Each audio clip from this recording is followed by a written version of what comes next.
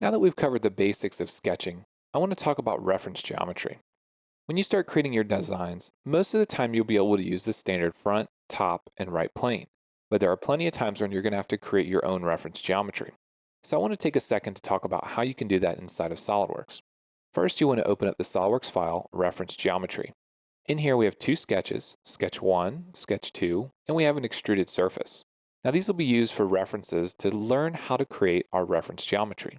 From either your Features or your Surface tab, you want to navigate to Reference Geometry and expand the dropdown.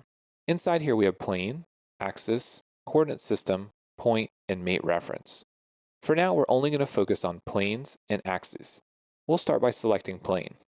The SOLIDWORKS Plane Creation tool is very powerful and easy to use.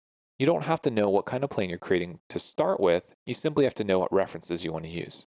For instance, let's start by selecting the top plane.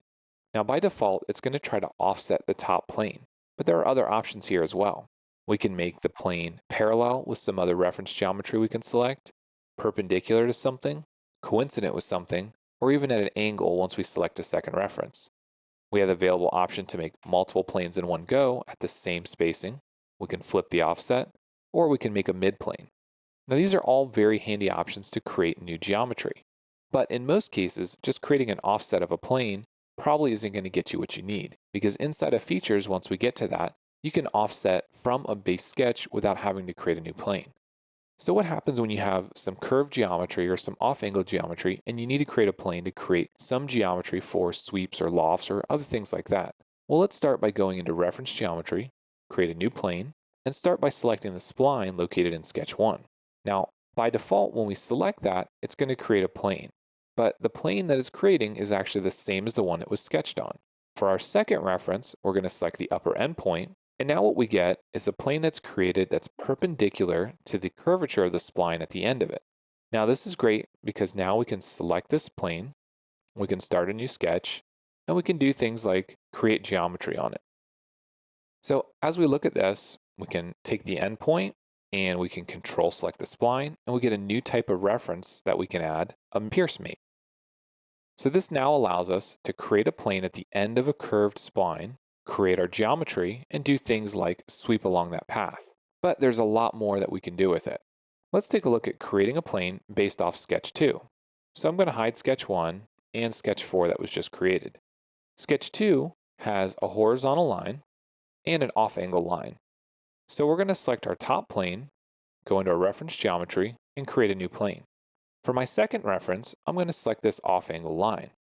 Now by default, it's going to try to create a plane based on that at 90 degrees. But we can also manipulate that angle if we want to, for instance, at 45 degrees. So we've taken our top plane as reference and we've rotated about this axis 45 degrees. So this is a great way to use reference sketches, so sketches created only to reference something else, for instance, making a plane, to create any geometry that we need. So now we have a nice off-angle plane, and we can do things like create geometry that intersects this cylinder. So if we go in to create a new sketch, we can use our Convert Entities dropdown, an intersection curve, and we can intersect with that geometry. So we've essentially made a nice parabola based on the cut of that cylinder.